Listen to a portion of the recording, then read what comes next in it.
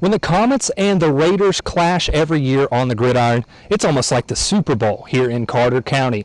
West Carter has been hoping all year long that they would get the chance to have a football season this year, fresh off of their furthest playoff run in school history. The Comets, though, were not settling as they needed to take the field and avenge their loss to their bitter rival East Carter, who they fell to in last year's Battle for the Barrel, which snapped a 5-game winning streak in the series. Though there was a limited capacity crowd in Carter County, you could still feel the suspense in the air in the 50th meeting between the two schools. Opening drive of the season for the Comets, and it's running back Leetavious Cline finding the end zone from 8 yards out just under 4 minutes into the first quarter. 6-0 West after a missed extra point. West gets the defensive stand next series and are driving, but faced with a 3rd and 10. Comets senior quarterback Orry rolls out to his right and finds Blake McGlone for the touchdown as McGlone bullies his way in on the score.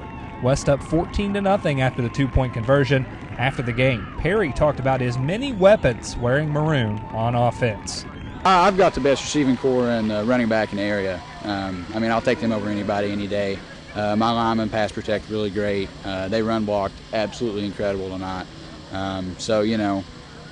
We felt like we had the dudes outside, inside, wherever, and Coach Thomas Flanner did a great job of calling plays tonight, and we just put it on them. Later in the first quarter, East Carter's Canyon Cozy looking to extend a play. The Comets defensive lineman Gavin Gibson had other ideas. Gibson helped lead the charge for a West defense that allowed just 69 yards and was fired up about the Comets' defensive performance after. Everybody just lining up, playing their keys, doing what we do. That's all we got to do. We don't have to do anything special. As long as we line up, we get the calls, we get in the calls, we do what we do, and that's what happens.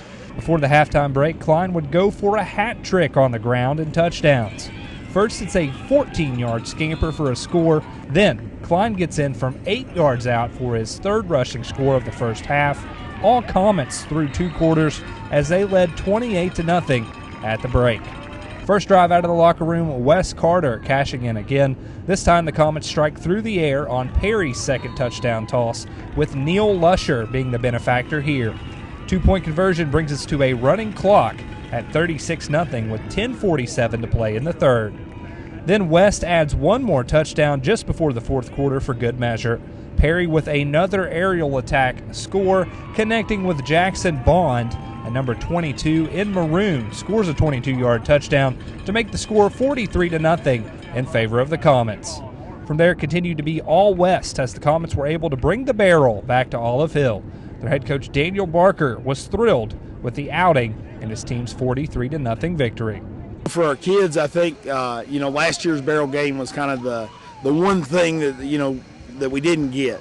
And one thing I hate is I feel like people kind of would bring that up to them, and it's like we had a great season, we lost a game, and East deserved to win that game. That happens.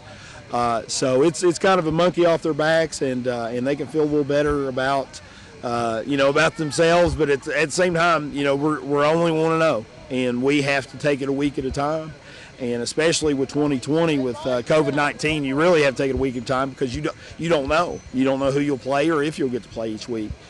So we're trying to stay in the moment and try to get ready for the playoffs. Fresh off of a 43-0 win here tonight, West Carter is back here at home next Friday as they host Boyd County, and East Carter will go to Grayson for their 2020 home opener as they take on Fleming County, a game that you could watch right here on the MyTown TV Sports Network. Here in Olive Hill for MyTown TV, I'm Ben Spicer.